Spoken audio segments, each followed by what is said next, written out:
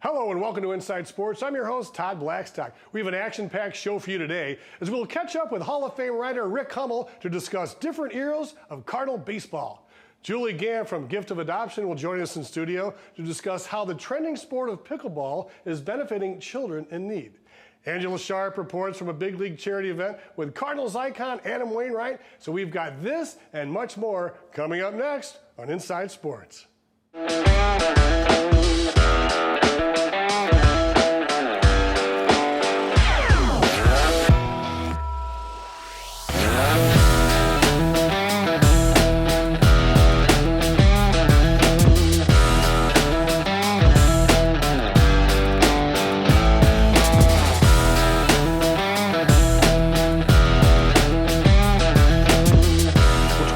Is the 75th anniversary of the integration of baseball. And Dr. Ed Wheatley and St. Louis Browns will be honoring this historic event at their annual reunion luncheon on October 19th at the Downtown Missouri Athletic Club. Dr. Ray Doswell, the curator and vice president of the Negro League Baseball Museum, will discuss how the Browns were the first team to have 2 black players. Plus, former Cardinal Jerry Royce will be on hand to speak about his time growing up as a Browns fan in St. Louis.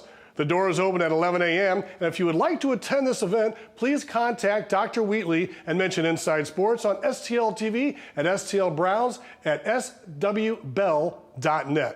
Well, legendary writer for the St. Louis Cardinals, Rick Hummel, was inducted into the National Baseball Hall of Fame in Cooperstown back in 2007. And I had a chance to chat with him about several generations of Redbird baseball at the St. Louis Sports Hall of Fame dinner. And joining us now on Inside Sports is the commiss, Mr. Rick Hummel. And Rick, you're already in the St. Louis Sports Hall of Fame, but you're out here again tonight for another event, and they found another way to honor your great service. Well, now I'm old. They're honoring me for being old now. Now, you've seen so many of these players come and go through the years. You know, you've got the Danny Cox going in. I know you've followed probably Mark Burley earlier in his career, but heck, what a star-studded event. Yeah, and Otis Anderson, I watched him play a lot of games, and Nikki, and you know, Mr. Flood's daughter, Susan, and a lot of people here that I know, you know, Mike Bertani. I went to college with Mike Bertani at Quincy College when it was Quincy College back in the 60s. That's funny because Mark was in charge of our season tickets for 35 years at Busch Stadium. It even bled into this Busch Stadium 3. We were section 350, row A, right above the press box at Busch Stadium 2, and right below it in Busch Stadium 3. So we got a pretty good view there while you guys were working. Well, I hope we were working at the time. We weren't like drinking beer or anything, I hope. So do you have any especially fond memories of the sports commission, or excuse me, the St. Louis Sports Hall of Fame, and you know, your great service here in St. Louis as the commish? Well, they've had, you know, so many great classes of people, and they kind of spaced it out where they'd have a couple, 3 different events every year, which was a good idea. But yeah, I'm happy to be mentioned in the same breath with a lot of these guys.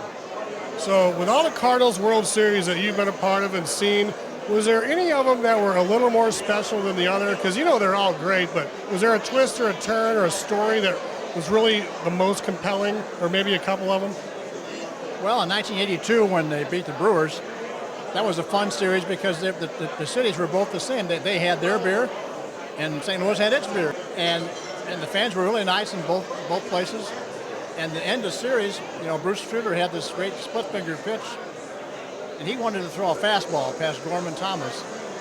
His fastball wasn't very fast, but Gorman Thomas was not expecting it. He threw it up here, swung and missed. Game over, series over. That was it. I remember the hats came off and everything. Was there a certain, you know, era? Was it the Whitey Ball era, or, you know, Tony La Russa? I know they were both great in their own way, but was any of them more special than the other? I think the 85, 87 teams were better than the 82 team, which won the World Series. 85, 87 did not. Lost in 7 games to Kansas City and in Minnesota. They had guys hurt, you know. Coleman was hurt one year and Jack Clark was hurt the other year.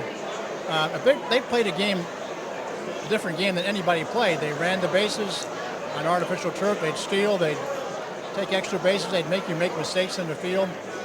Hit an occasional home run, you know, by Jack Clark, or Andahar, as he would say, second power hitter. And those were fun teams. The old team, '04 team, was, I think, Tony's best team that didn't win the World Series. They got to it. They had a tough playoff series with Houston. But once the Red Sox beat the Yankees that year, they were ready to roll. You couldn't have beat them, and they didn't. But that was a good club that won 100 and some games and didn't win any games in the series. But that was, so '04 and '85 were the two best teams that did not win the series. Now remember those teams too. Well, joining me at this time is Julie Gampp, the Vice President for Stiefel and a board member for the Gift of Adoption's Missouri chapter, which is hosting its Missouri Pickleball event in October. Julie, thanks so much for joining me. Thanks for having me. You know, pickleball, it seems like it's the big craze. You know, 3 or 4 years ago, I was at the JCCA out in St. Louis County, and all these people were playing pickleball. They were kind of like on a tennis court, but you could put like 2 courts of pickleball on 1 tennis court. And it's kind of a combination between a couple of sports, isn't it? Yeah, I'd say a good way to describe it is a combination of tennis and ping pong in some ways, because the paddle sort of resembles a large ping pong paddle. So. And then you've got badminton too. Yeah, badminton's in there too. You know, some people say it's like ping pong, but you're like on the court, on the table. Yep. And then you've got the badminton, but it's more like a wiffle ball. Isn't it? But it's a little harder, maybe? It's a little harder, a little heavier than a wiffle ball, but it sort of looks like a wiffle ball. So you actually play a little bit of pickleball here and there? Yeah. What got you going with the sport? You know, I have friends that are into it, and so they invited me. I actually have a friend who has a court in their backyard, so we played there before. So, and it's one of these sports, I think, that once you play, you can play it pretty quickly, and you can be okay at the sport relatively quickly. So it takes a while to get good, but you can play and feel like you're in the game within the first 2 games. That's funny, because I was looking out there and I'm like, you know, I haven't had time to work out much, so I'm going, you know, I could actually play that game. You know, you're kind of standing there, the court's a lot smaller, you got those balls, they bounce off. One of the big parts of pickleball, from what I understand, is the kitchen. You're not allowed to go in the kitchen. Right.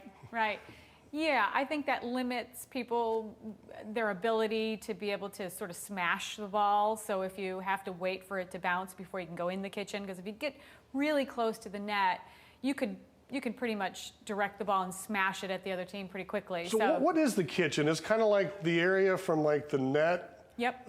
It's maybe about 2 feet, maybe 3 feet from the net. And it's an area that you're not allowed to go into until the ball has bounced. And so that sort of forces the players back a little bit, so they can't play right up on the net. Yeah. What I like about it is it seems like it'd be a great segue to get back in shape. You know, you don't have to go out there and do a high-paced yoga or Pilates or go out to the tennis court. I mean, you can do this and kind of slowly build up, you know, your endurance and your little muscle memory on, you know, the different muscles that it'll use, you know, to play pickleball. Absolutely. I think that I think it started sort of as an older person's game, at least around town, and now we're seeing the younger people get much more involved. But yeah, and I'm sure it was partly for that reason, that it really didn't require that much physical stamina to play and still be fun. You know, it's trending all across the country. I mean, there's like the National USA Pickleball Championships going on, you know, in different regions of America. I think they're building a pickleball place out in Chesterfield Valley, you know, with all that other stuff out there. And so it seems to be really gaining momentum as a fun sport that anybody can participate in. And you're within an agency, Gift of Adoption. That's right. And you guys are putting together a really cool fundraiser using pickleball as the backdrop. That's right. We're looking for a way to get people together, and you know, it's common to do trivia nights, it's common to do golf outings, runs. We were sort of looking for something a little different, and we knew that the demand was there, you know, based on kind of the conversation we're having. You know, we were seeing gyms you know, convert their basketball courts, they're converting their tennis courts. You know, if you try to play on some of the courts at the local parks, and they're packed. So we could tell that the demand for a pickleball event would likely be there. One thing that we've done that makes this just a little bit different is that we're going to have instructors there. So if this would be a perfect event for someone who's never played but just wants to sort of get out there, see what it's all about, and do it in a casual environment where they don't feel pressure, aren't fearful that there's going to be players that are so much better than them. So it's a great starter point. And when you include that with a charitable event, it seemed like that was a win for everybody. So what date is this event? Okay, so we're hosting it Saturday, October 15th, this year, 2022. Okay, so you're hosting it October 15th, and where is it going to be? What time is it going to take place? And we'll start in there. Yeah, we're hosting it at the Veta Sports Complex in Concord off Tesson Ferry. And so it's an evening event, starts at 6 o'clock and goes through the evening till I believe about 10 o'clock. Okay, so how does it all roll out? So you buy a table or you buy a ticket, and then you go out there and have a little happy hour, and then you have a little dinner, and then you go out there and you play pickleball? That's basically it. Really? So when you buy a ticket, you'll be able to sign up for a court time as well. And ultimately, essentially we're doing it so that we can stagger the play. So if you choose an early court time, then you would play first and then come back and have your dinner and cocktails and live music and all of those things. If you choose a later time, you'll do all those things first. So it gives you a little bit of opportunity. You'll be doing both things throughout the evening, both socializing and eating and playing on the court. So. Fantastic. So if someone wants to get involved with this event, what's the contact information? How much is it, and what should they do? Yeah, so the best approach, or the quickest way, would be to go to www.giftofadoption.com/Missouri. So that's for our Missouri chapter. Any of the funds that are raised for this will be used specifically for adoptions in Missouri. So sometimes people like to know that the funds are held locally or will be used locally. It's $75. What that includes is dinner, 2 drinks. There is a cash bar after that, so 2 drink tickets and a cash bar after that. We will have live music, instructors for play, and time on the courts, and paddles. If you don't have your own equipment, all of that will be there. So you really can just show up. You don't need to bring anything with you. You don't need to bring a team. It's not a tournament style. So if you come as one individual, you can sign up. We'll pair you with other people. Of course, we'd love it if you brought a team and bring all 4 people. We'll make sure that you're together. But if you're one individual or just a couple, feel free to go to that website. You can sign in and buy the tickets that way. Also, at that website, if you did want to apply for a grant, for an adoption grant, in that same website, you can do that. Yeah, I want to talk about that a little bit and more about gift of adoption in our next segment. So let's take a quick break now, and we'll continue our conversation with Julie Gampp from Gift of Adoption. And coming up, we'll check in with Angella Sharpe, who's with Cardinals pitcher Adam Wainwright. We'll be right back.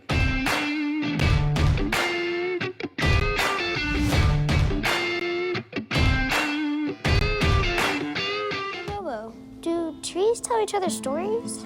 I'm sorry. I'm afraid I don't know that. Hey, why don't we go find out? Listen. Can birds draw pictures? I don't have an answer for that. Dad, do stars visit their friends? Look!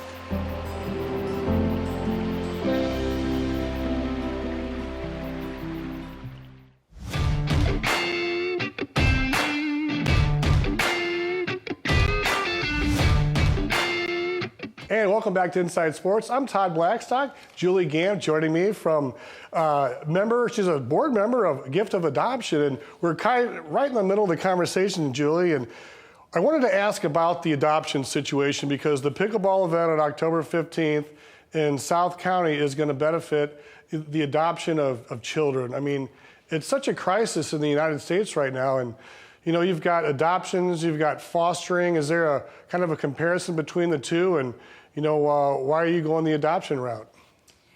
Well, you can. Gift of Adoption is a national charitable organization that raises funds for providing grants to families that would like to adopt children.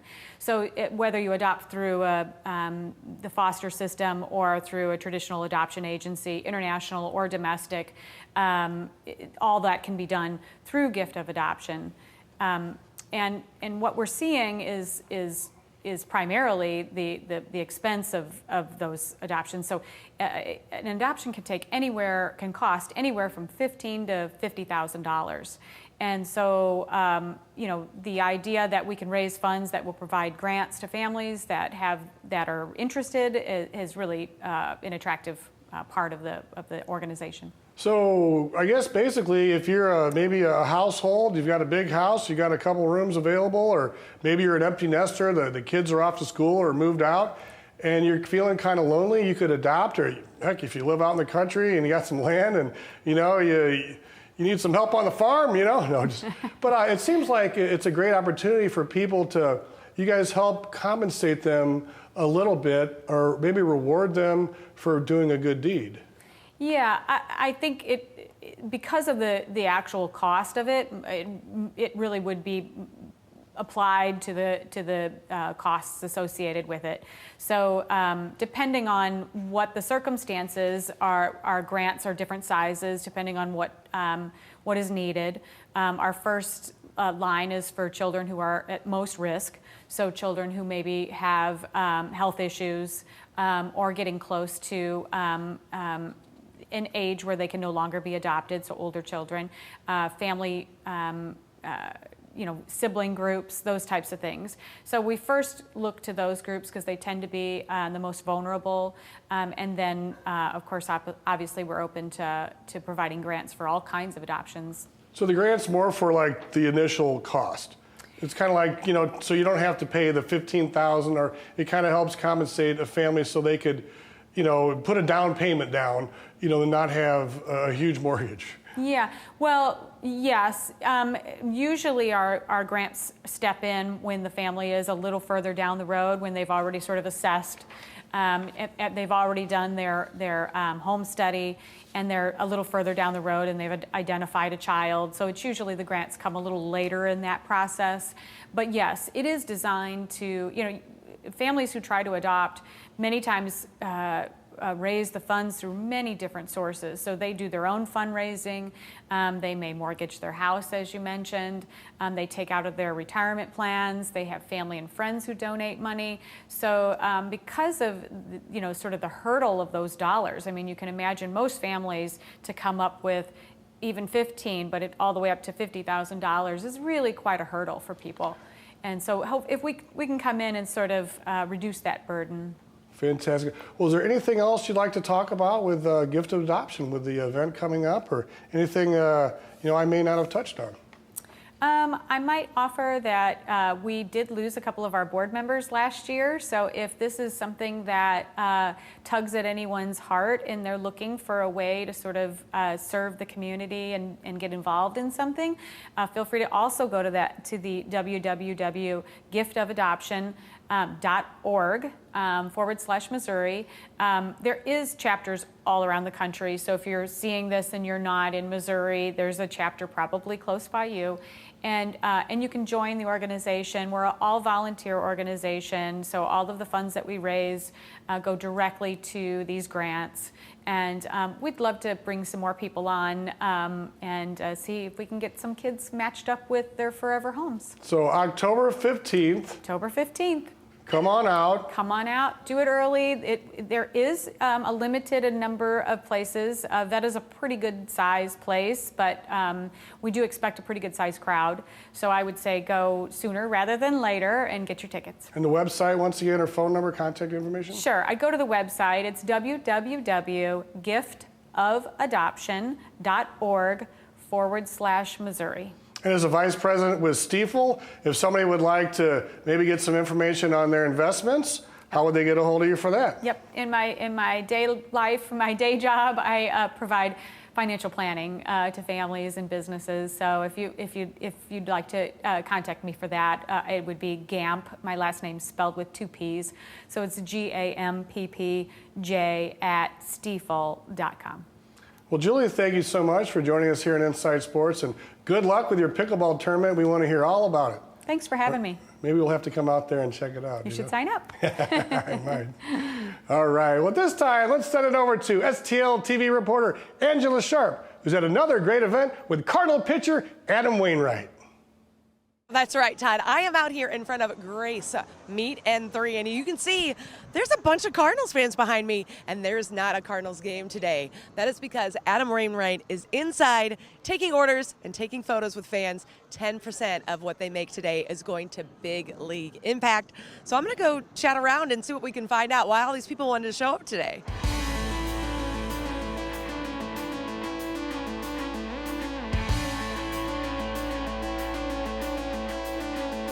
All right, why did you guys want to come out here today? Just to meet Adam Wainwright and some good food. They're huge Cardinal fans, and this is where we need to be. Support a great cause and eat some great food. How can you beat that? I assume you came because of Adam. Yes, we love Adam. You seem very excited. Are you very excited? Yes, Why? because I'm on TV. Look who's in there. Oh, I'm sorry. Do you know who's in there? Oh, who's in there? Wainwright. Oh, Wainwright's in there. He should be in there. I should probably go in there and see that in a minute. Are you excited to go see Adam Wainwright? Yes. Do you know who Adam Wainwright is? Yeah. Who is he? He's a Cardinals player. He's a Cardinals player. Do you know what position he plays? Pitcher. Yeah, I was like, you were doing it. I knew you knew it because you started to do it. How much fun is this? Let's go. We'll see if we can get inside.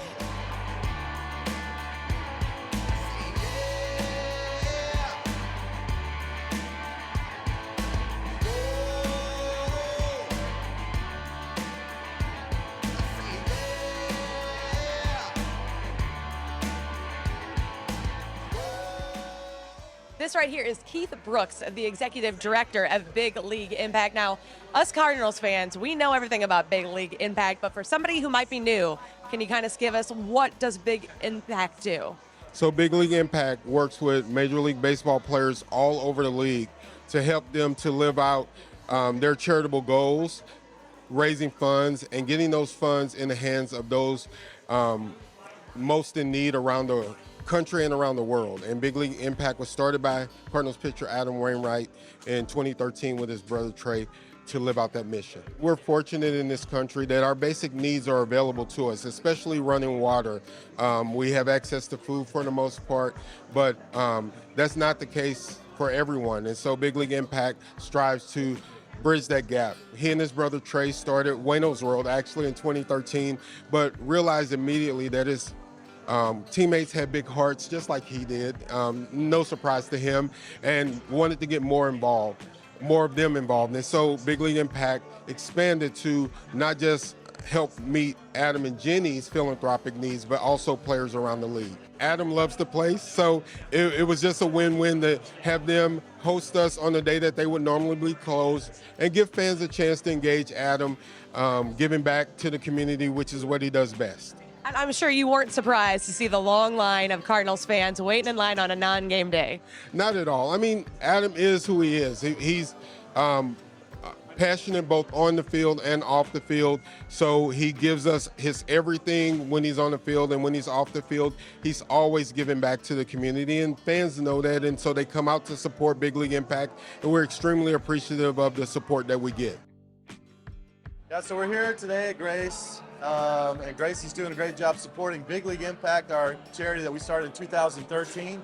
And at Big League Impact, we really like catering to the basic essential needs, food, water, shelter programs around the city, around the globe. We're trying to alleviate those problems that sometimes we take for granted. And right now we're here at Grace. We're having great meals. Grace has got some of the best food in the city. We got our Big League Impact team here, and we're having fun together, so this is a great day.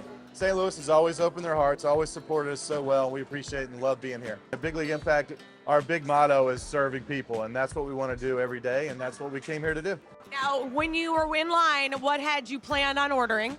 I planned on ordering the Grace Burger But when Adam recommended the catfish, I switched to the catfish. It did not disappoint. Big League Impact is so amazing. Adam has done so much for the St. Louis community, and in any way that we can support him, we will. Not only that, but the food was great. So there's no lose. It was all win-win today. Big League Impact is yours. You started this. You got started in 2013 with kind of under a different name. When did you realize that other members of the baseball community would want to be a part of this? Well, it was something the first year, it was really just to do something here in St. Louis.